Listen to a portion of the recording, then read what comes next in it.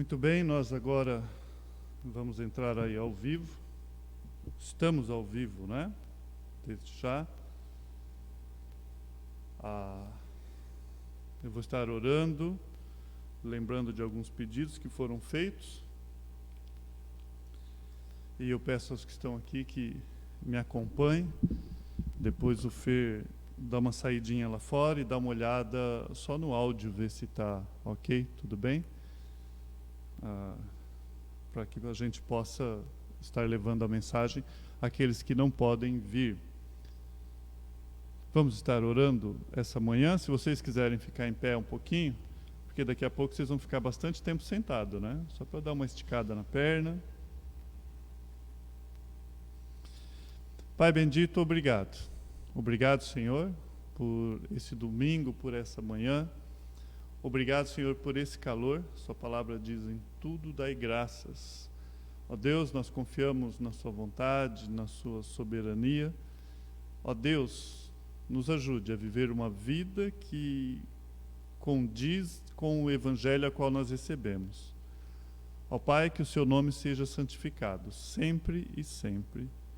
Pai, quero pedir por cada pessoa que está aqui, quero pedir pela tia Ângela, ó Pai, pela vida do irmão Alder, pela saúde dele, ó Pai. O Senhor possa estar visitando o irmão Alder nesse momento, ó Pai, cuidando da tia Ângela, cuidando da Malu. Ó Deus, colocamos toda essa família diante do seu altar, pelo Marcos, pela Márcia, as lutas, ó Pai, e os desafios que eles têm. Peço pelo Fernando, pelo seu irmão Alan, por toda a sua família, ó Pai. Salvação da sua família. Ó Deus, peço pelo Marcos, que está nos visitando, que o Senhor dê a ele direcionamento, ó Pai, nas decisões a serem tomadas, lá no seu trabalho, o Senhor possa dar livramento. Abençoe poderosamente, ó Pai, este jovem. Peço pela Valdênia, pela saúde da sua mãe. Ó Pai, cuide da mãe da Valdênia, ó Pai, o Senhor possa estar protegendo, visitando ela lá nesse momento.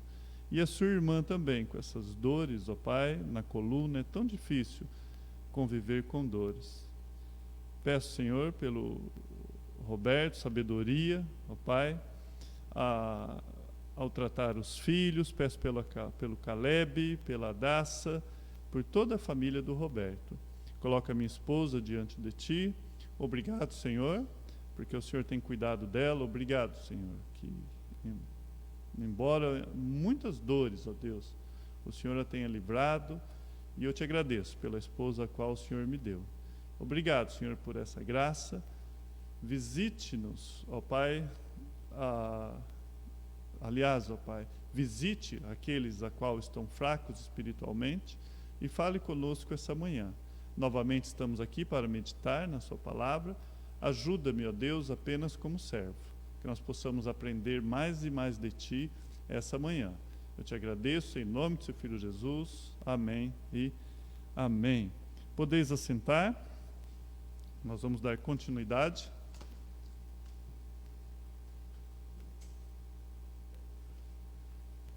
Só aliviando um pouco as bagagens, né?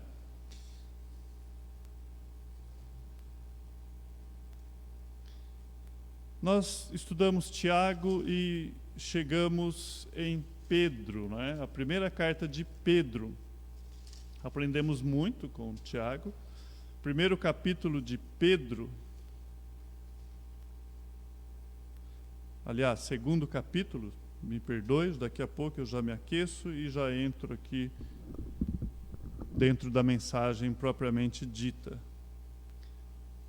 1 Pedro capítulo 2, tá joia, né? A gente fica tão preocupado com tecnologia que acaba às vezes atrapalhando a concentração. A semana passada nós falamos sobre uma criança recém-nascida. Esse foi o quadro que Pedro ele deu para nós, uma criança recém-nascida. Essa manhã nós vamos começar a falar sobre algo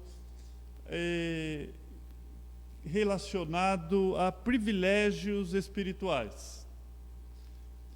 E para que isso venha a ser esclarecido, tudo isso que Pedro colocou para nós aqui como aprendizado, vai levar no mínimo uns 4 domingos para que a gente possa entender aqui essa fonte que Pedro está citando como de fonte de privilégios espirituais. Hoje nós vamos estar falando sobre o nosso mestre, eleito, mas rejeitado. Esse é o tema dessa manhã. A semana passada, quando nós lemos o capítulo 2, nós decorremos em 5 pontos que nós poderíamos, aliás, que nós deveríamos colocar em prática. O primeiro é lembrar da fonte de vida, como crianças recém-nascidas. Desejai o puro leite, não falsificado, espiritual. Então, qual é a fonte da sua vida? Qual é a fonte da minha vida? O que me direciona? Qual é o maior senso de razão que eu posso ter na minha vida? Um dia que eu acordei e eu não estou mais confuso, porque a nossa vida é um sobe e desce, nunca parece. A nossa vida é uma vida muitas vezes de vultos. Você levanta pela manhã, não vê o sol nascer, chega à noite, não vê o céu se pôr, e você faz coisas no automático, e quando você vê, a sua vida já foi, e é uma vida sem sentido. Basta olhar os shopping centers, você vai ver pessoas que parecem zumbi. Elas são atraídas ali pelas vitrines, e às vezes pode até passar por cima de você sem ver, né? Estão lá naquela que nós poderíamos chamar liturgia. A nossa fonte de vida é a palavra de Deus, e Ele nos vivificou. Pedro fala sobre isso. A palavra que é viva, ela é incorruptível. Então, qual é essa fonte de vida? A maior razão que você pode ter na vida vem através da conversão. Vem através do Espírito Santo habitar na sua vida. A partir dali, a vida começa a ter sentido. Porque até então, os seus olhos estavam para o chão. E a partir do momento que você crê em Cristo Jesus, essa fé, ela faz com que você levante os olhos e essa visão sua transcenda. Não é somente aqui, vai passar. Tem algo mais depois. Então você já não está só pensando nessa vida. Nós aprendemos a semana passada, pensai nas coisas que são do alto. E a sua mente já não vai estar somente aqui. E há muitos cristãos que eu costumo dizer, grudado no chão como chicletes, né? Já viu chiclete grudado no chão? Está aqui. E eles choram por coisas materiais, o sonho da casa própria, e tem toda aquela coisa bem apegada, como se você fosse viver eternamente aqui. Essa pandemia veio para mostrar a nossa fragilidade. Tantos sonhos que foram quebrados aí, e nós não somos nada. Segundo ponto, confronte os seus pecados. É a prática. Ele fala, despojando de todas as impurezas, ele fala lá no 1:21, as suas impurezas e acúmulo de maldade, acolher com mansidão a palavra em vós implantada, a qual é poderosa para salvar a vossa alma. Me perdoe, eu me perdi aqui. Confronte os seus pecados. Tiago 1:21. Eu peguei como base. Despojando-vos de toda impureza, acúmulo de maldade, acolhei com mansidão a palavra em vós implantada. Aí quando você chega no capítulo 2, fazendo coro com ele, Pedro fala, despojando-vos, pois, portanto, de toda maldade, de dolo, de hipocrisia. Então, o tirar, é como se fosse uma vestimenta. Você está despindo e você está vestindo. Por isso que a Bíblia chama de revestir. Você tira aquilo que não é bom, aquele que roubava, não roube mais, antes trabalhe para ter o que ajudar as pessoas, é o que a Bíblia ensina. Aquele que mentia, não minta mais, antes fale a verdade para com os outros.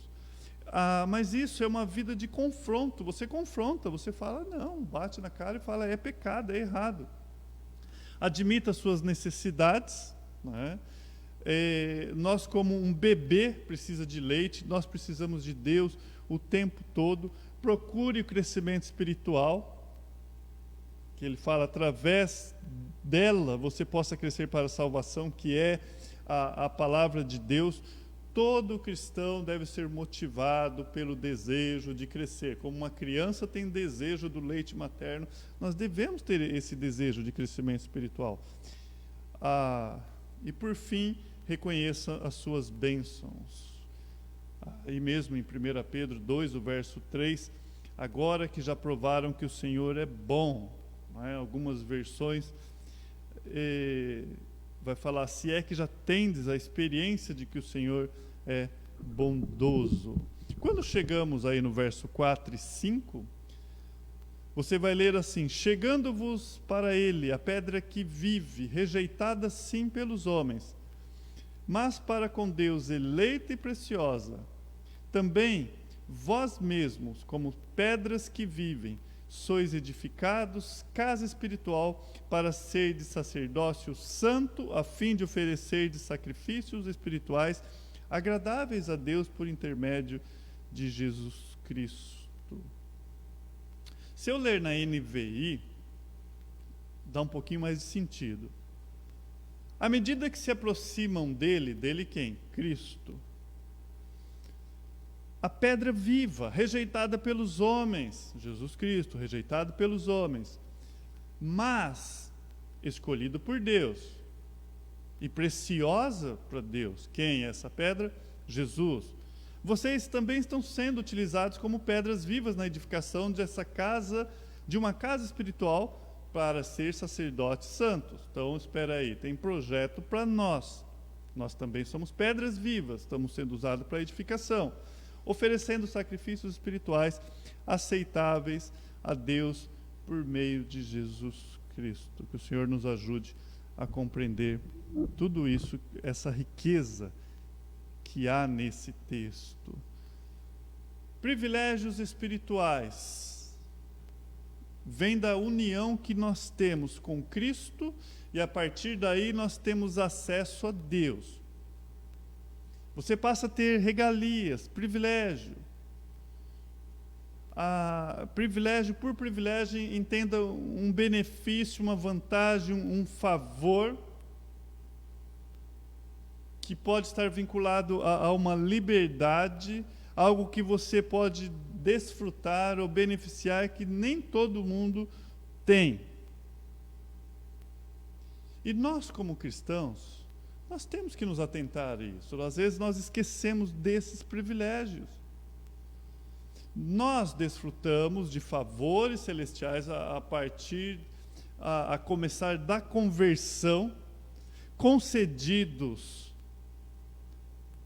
através do sangue de Jesus vertido na cruz e a posição que nós ocupamos. E aqui, Pedro, ele vai usar algumas imagens, e ele vai usar essa imagem da pedra, falando do privilégio que nós temos. E somos filhos de Deus. Agora, qual que é o grande risco aí? Que, se você estiver acompanhando Pedro, eu espero que você aprenda como eu aprendi. Muitas pessoas na vida cristã, nessa carreira que nos é proposta, ela enxerga somente os deveres espirituais. Não goza da presença de Deus. Não entende o privilégio que é ser filho ou filha. Então, há essas pessoas que elas têm uma vida inteiramente em dívida com Deus, coisa que nós jamais poderemos pagar. Não desfruta da graça e do amor de Deus. Nunca está bom. Sempre está preocupado, sempre. E quando está bom, você se preocupa porque está bom. Bom, se está bom é porque tem algo errado, porque não devia estar bom. Nunca está bom. O maior privilégio, um dos maiores privilégios que a vida cristã nos traz, é termos verdadeira paz. É confiar no amor e na graça bendita do nosso Deus. Ele conhece a nossa estrutura, Ele sabe quem nós somos, sabe que nós somos pó. E quando nós temos uma vida do ponto de vista de um privilégio espiritual, você não vai ter uma vida preocupada com essas pressões temporais, que são coisas que vão passar. Uma vida que você não aprecia os benefícios que Deus nos deu. Então começa, como que funciona a vida cristã? Primeiro, fui encontrada por quem eu nem procurava. Jesus Cristo falou, eu escolhi a vós, não foste vós que me escolheste. Um belo dia, naquele dia bendito, eu estava naquele jeitão pecaminoso de ser, tendo como pai o diabo, que a Bíblia diz, direcionado ao inferno, meu destino era a ira vindoura. E nesse bendito dia, em que eu me afundava no lamaçal cada vez mais, cego, porque eu não enxergava para onde eu estava indo, eis que o braço de Deus não estava encolhido para que não pudesse me salvar, e Ele estendeu e me tirou dali. E a partir desse momento, você já começa a desfrutar desse privilégio espiritual. Porque você sabe que qualquer coisa que acontecer aqui nessa terra, primeiro nós dependemos totalmente dele. Você já começa nessa dependência como um bebê que acabou de nascer, recém-nascido. E você depende totalmente dele. E você sabe que ao final do curso já não é o inferno que lhe espera, não é a ira vindoura que lhe espera, mas você vai ser recebido com um bem-vindo, filho bendito, pelo próprio Cristo que te salvou aqui em vida. Então já existe essa transição. Mas falar pode ser bonito, pode ser romântico, e viver é uma outra coisa. Desfrutar desses benefícios que Deus nos deu. Pessoas que tendem a se preocupar apenas com coisas temporais, do dever espiritual, elas frequentemente estão assim, elas acreditam que essas bênçãos todas estão reservadas somente lá no céu, na presença de Deus, de Cristo, do seu Filho, num lugar de perfeita harmonia, de perfeita paz, de unidade, descanso. Lá eu vou ter conhecimento, lá eu vou ter sabedoria. É um lugar que não há morte, não há choro, não há doença. Então lá eu vou ser feliz.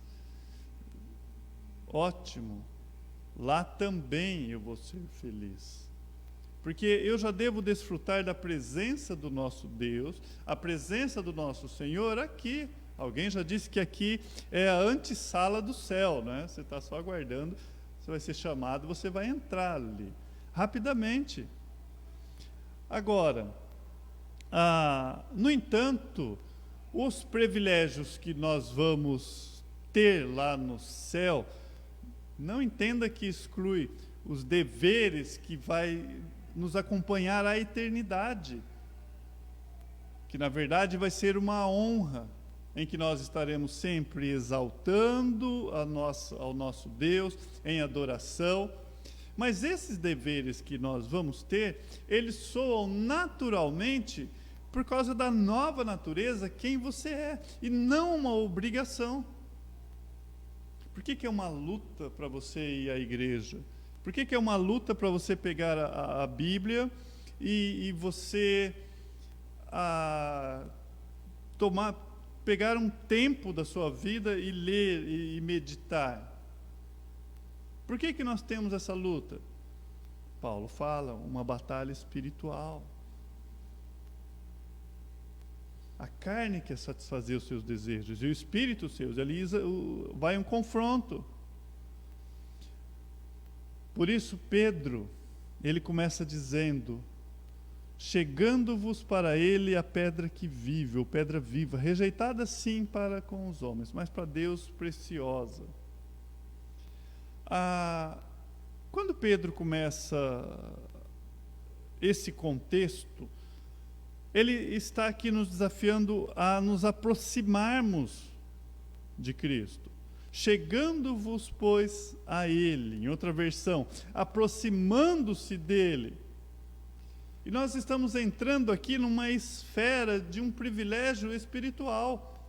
Você não está se aproximando de alguém, de um senhor, com a chibata na mão, ou o chicote na mão, te esperando. E muitos se aproximam de Deus dessa forma.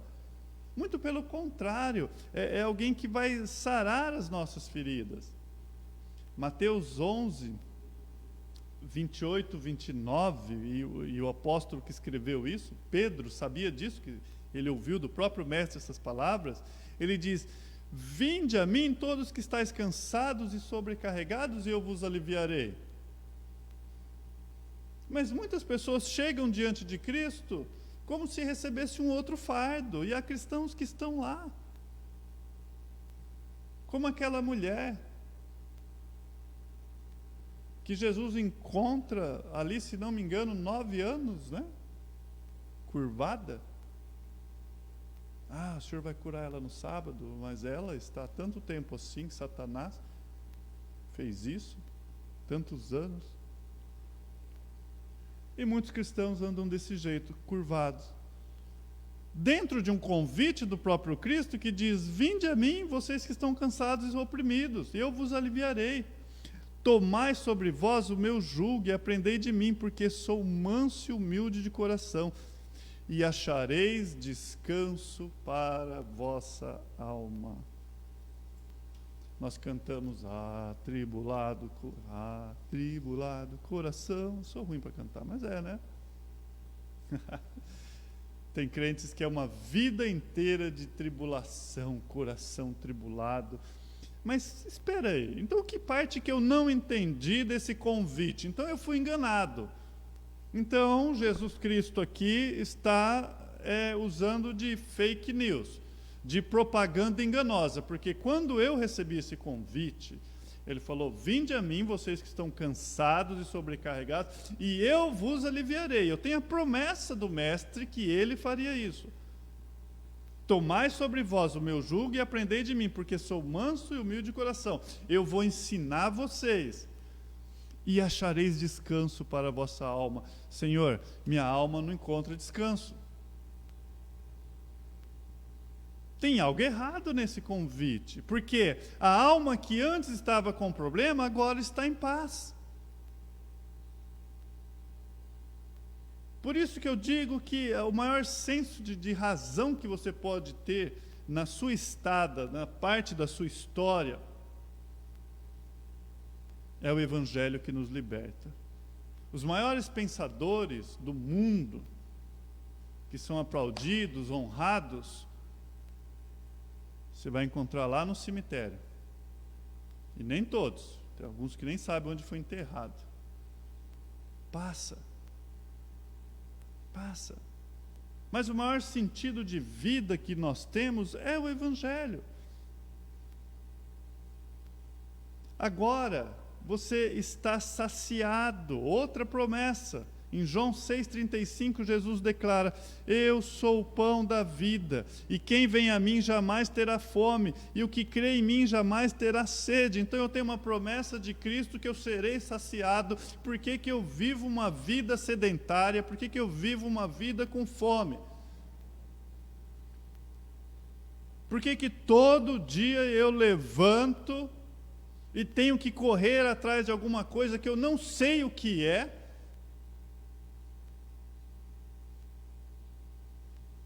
Jesus fake news. Só pode ser, porque tem algo errado. Se ele diz que eu seria saciado, eu sou o pão da vida, o que vem a mim jamais terá fome, o que crê em mim jamais terá sede. Consegue entender os privilégios espirituais desse que é a rocha? Que somos abençoados. O que o apóstolo Paulo afirma lá em Efésios, tão conhecido? Bendito seja Deus, não é isso? Pai do nosso Senhor Jesus Cristo, que nos abençoou com toda sorte de bênçãos espirituais nas regiões celestiais. Nós temos a promessa. Qual é a oração de Paulo aqui? Ele está bendizendo. Qual que é o louvor de Paulo aqui? Ele está bendizendo quem? A Deus.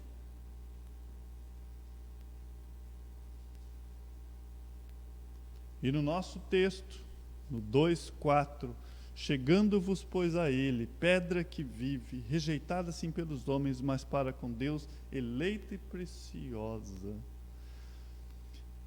Esse achegai-vos, esse verbo, ele se pronuncia proseformei, é o grego original, né? Quando você pega esse original e pesquisa onde ele é usado, ele transmite muito mais do que um se aproximar de Cristo, chegar perto. Tem muito mais a ver com comunhão íntima e pessoal.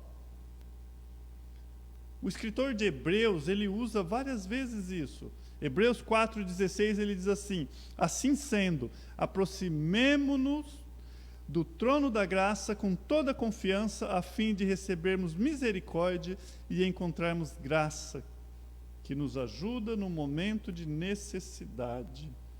Opa!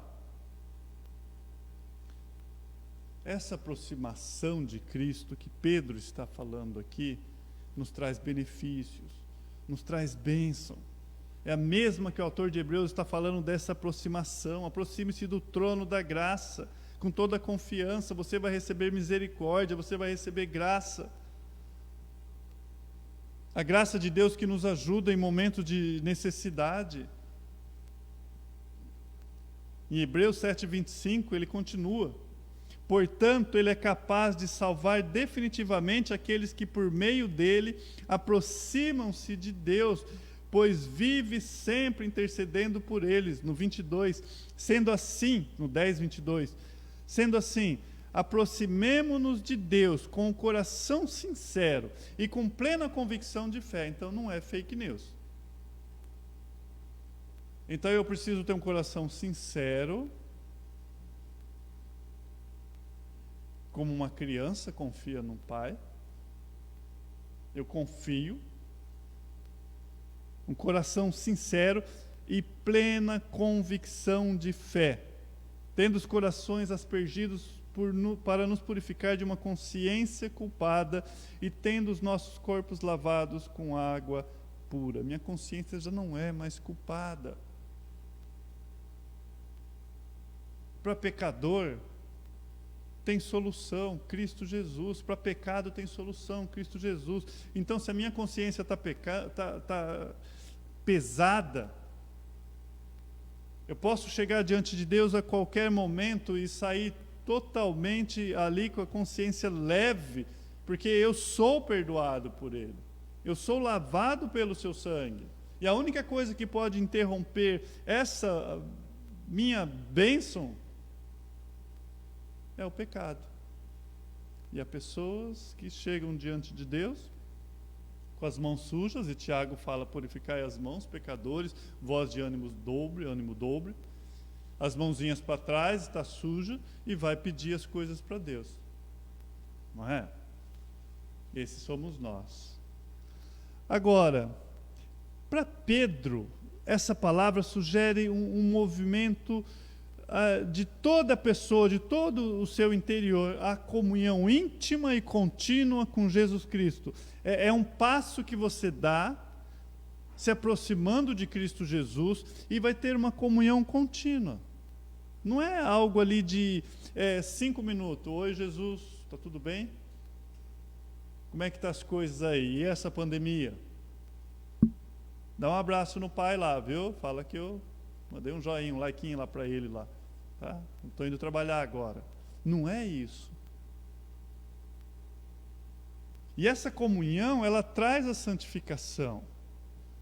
E Pedro aqui, ele usa aqui o termo pedra, porque ele está citando as Escrituras. Pedro usa essa metáfora de pedra viva para identificar aquele a quem os crentes se achegam, Jesus Cristo, para apresentar sua análise do privilégio espiritual. Essa palavrinha aqui, litros, que é pedra, às vezes se referia a uma pedra esculpida, mas geralmente significa construção. É você pisar na rocha. Está te chamando, venha, pisar na rocha, não em lugar escorregadio. E é interessante que no Velho Testamento, Deus é apresentado como única rocha. Em Deuteronômio 32, o 3 e o 4, você lê assim: porque proclamarei o nome do Senhor, engrandecei o nome do Deus, do nosso Deus. Aí ele fala: eis a rocha, eis as rochas, suas obras são perfeitas, porque todos os seus caminhos são juízos. Deus é fidelidade, não há nele injustiça, é justo e reto. No verso 31 do capítulo 32 de Deuteronômio, ele fala assim: porque a rocha deles não é como a nossa rocha, e os próprios inimigos o atestam. Então, é um atributo ao próprio Deus, que agora está sendo usado para Jesus Cristo. E quando chega no Novo Testamento, também é atribuído esse termo ao nosso mestre. E Paulo, quando ele chega lá em 1 Coríntios, capítulo 10, ele está chegando no contexto da ceia ali, do capítulo 11, no capítulo 10, o verso 4, ele fala assim: e beberam da mesma fonte espiritual. Por quê? Bebiam de uma pedra espiritual que os seguiam. E aí ele conclui: e essa pedra era Cristo. Aí talvez você entenda o que aconteceu, Moisés batendo na pedra lá, que tinha um simbolismo por trás daquilo, né? Na primeira vez deveria ser ferido, na segunda vez era só falar que jorraria água, e ele acabou perdendo a terra prometida por fazer isso. É a pedra sobre qual a igreja repousa. Nós somos igreja. Então, quando falamos sobre igreja, e vamos falar um pouco mais no decorrer aqui do estudo, são pessoas.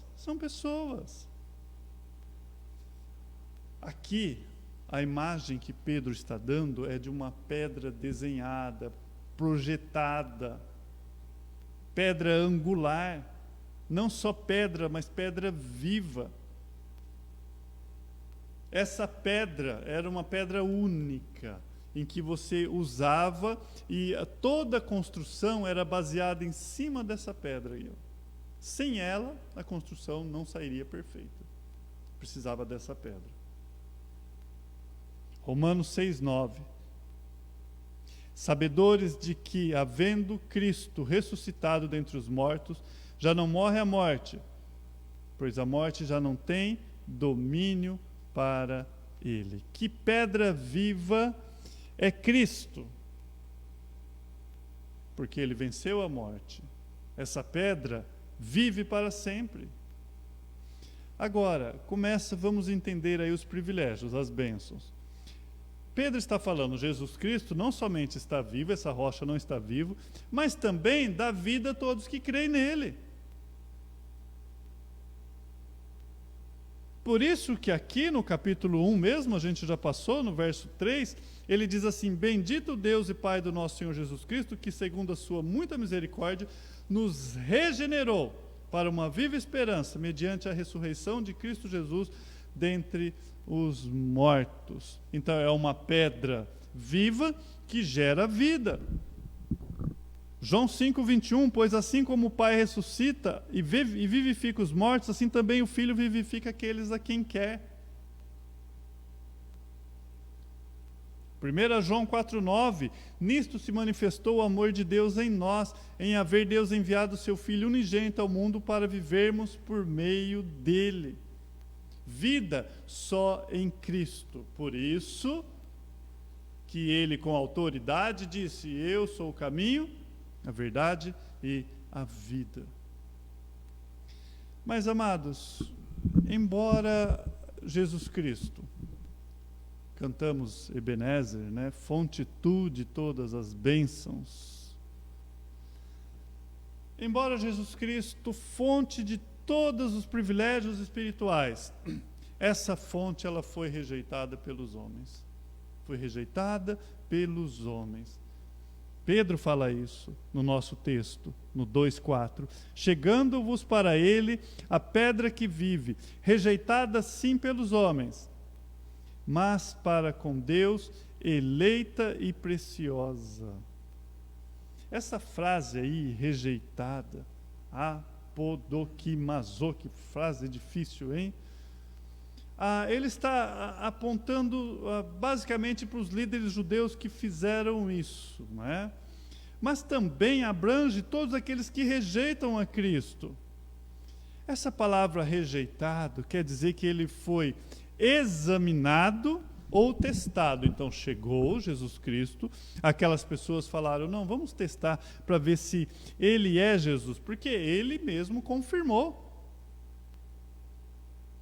Ele disse que ele afirmou ser o Cristo. Em Mateus 26, 63, 64, você lê assim: Jesus, porém, guardou silêncio, e o sumo sacerdote lhe disse: eu te conjuro pelo Deus vivo que nos diga se tu é Cristo, Filho de Deus. Então, por que ele foi rejeitado e quais os critérios que foram usados? Eu lembro minhas filhas, né, quando tinha alguma coisa para comer, e elas falavam, não gosto. Eu falava, mas você não provou. Como você rejeita algo que você não provou? Né?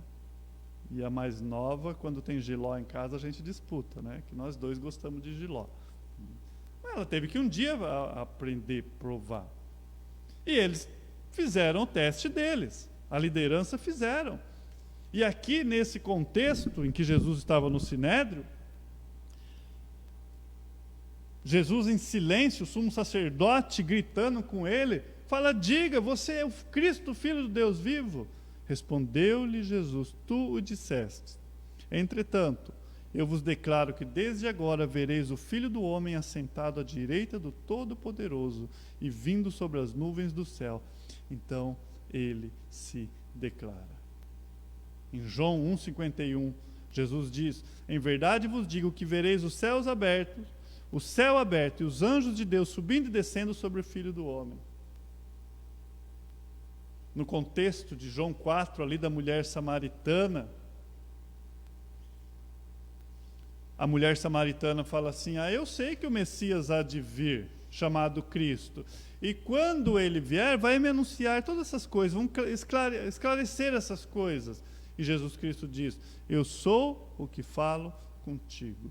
Então, a própria palavra, o próprio Cristo aqui, ele diz quem ele é, e ele é Jesus Cristo. Só que os padrões que essas pessoas examinaram a Jesus Cristo foi num coração cego, padrões falsos, pecaminosos. Mateus 12:2, você lê assim, os fariseus, porém, vendo isso, disseram-lhe, eis que os teus discípulos fazem o que não é lícito fazer em dia de sábado. Então, qual eram os critérios que eles estavam avaliando? Será que ele é Cristo? Porque os discípulos estão trabalhando o dia de sábado. No 2:10, achava-se ali um homem que tinha, 12:10 de Mateus, achava-se ali um homem que tinha uma das mãos ressequidas. E eles, então, com o intuito de acusá-lo, perguntou a Jesus, é lícito curar no sábado? Olha a prova que eles estavam fazendo para saber se era Jesus, essa rocha que eles iriam rejeitar.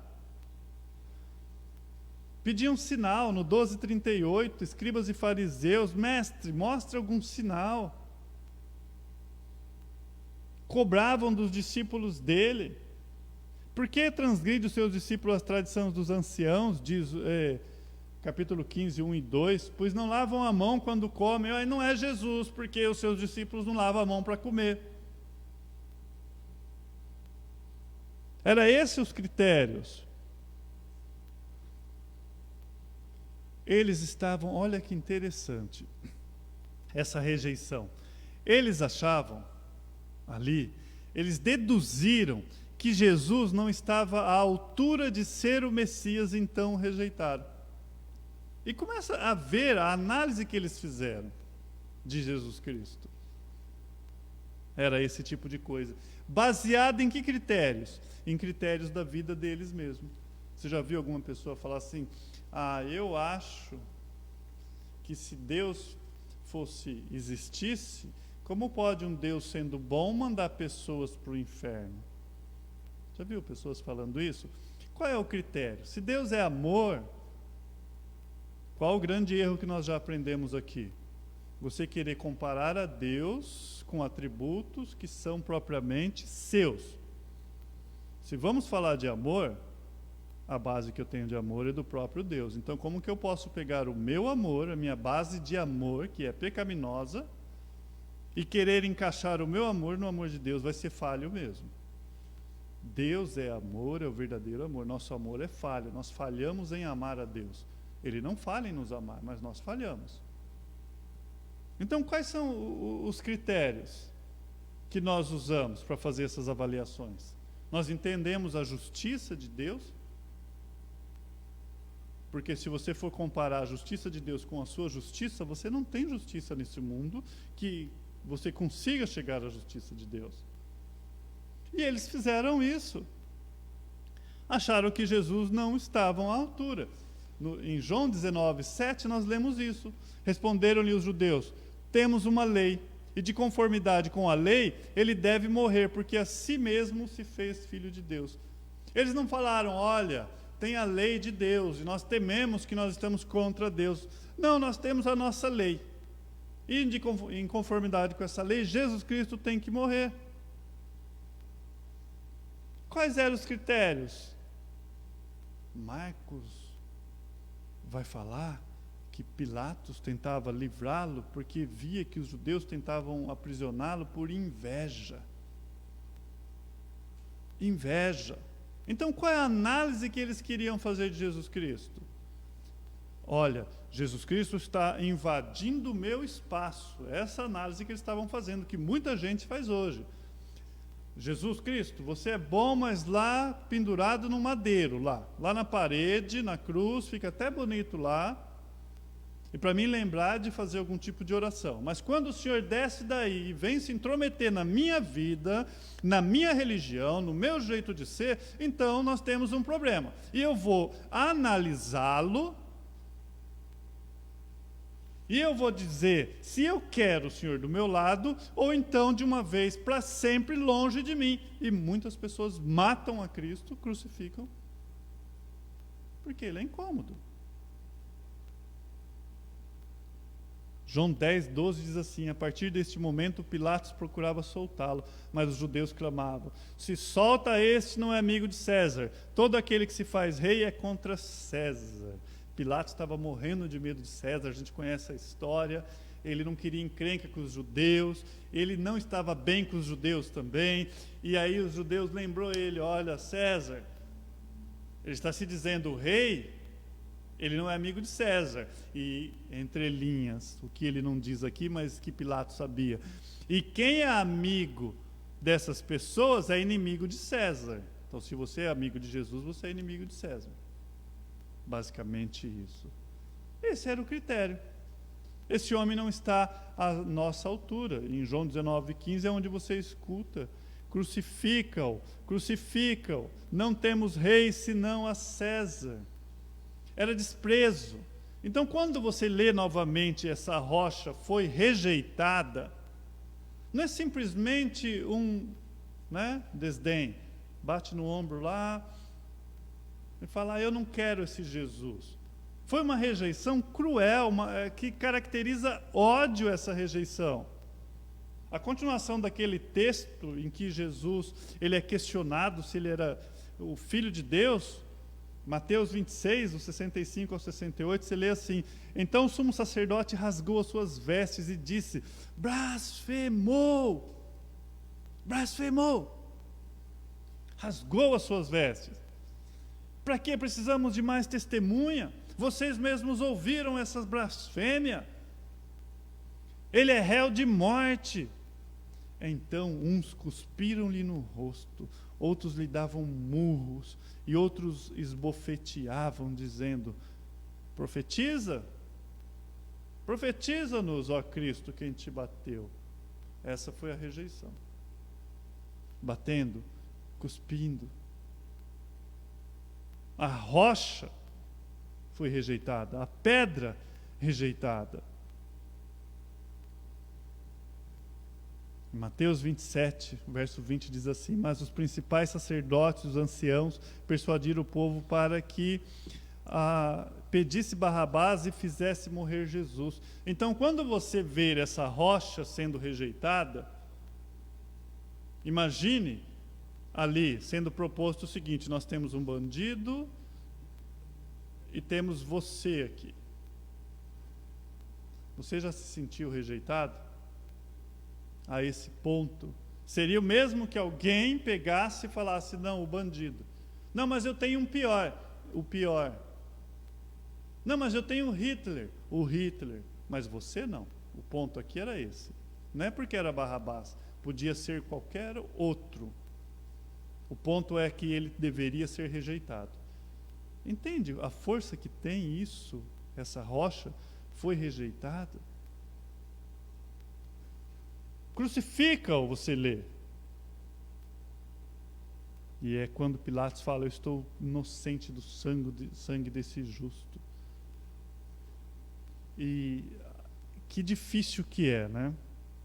Mateus 27, no verso 25, você lê assim: e o povo todo respondeu: caia sobre nós o seu sangue e sobre os nossos filhos. Eu lembro que uma vez eu estava pregando sobre isso na Páscoa, e essa palavra foi tão forte que eu não conseguia mais pregar. Eu comecei a chorar de imaginar a tamanha desgraça que tem dentro dessa palavra.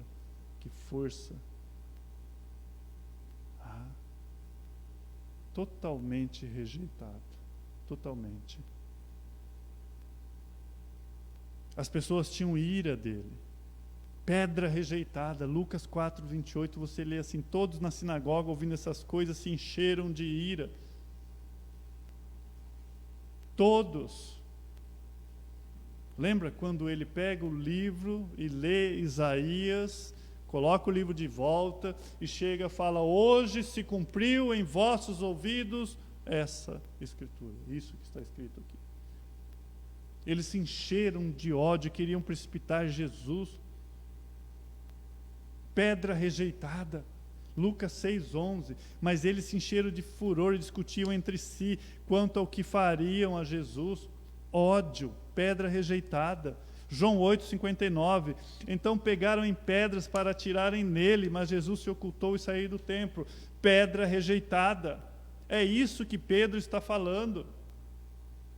Pedra rejeitada. Para eles era inconcebível que esse Jesus pudesse ser a pedra angular do reino de Deus.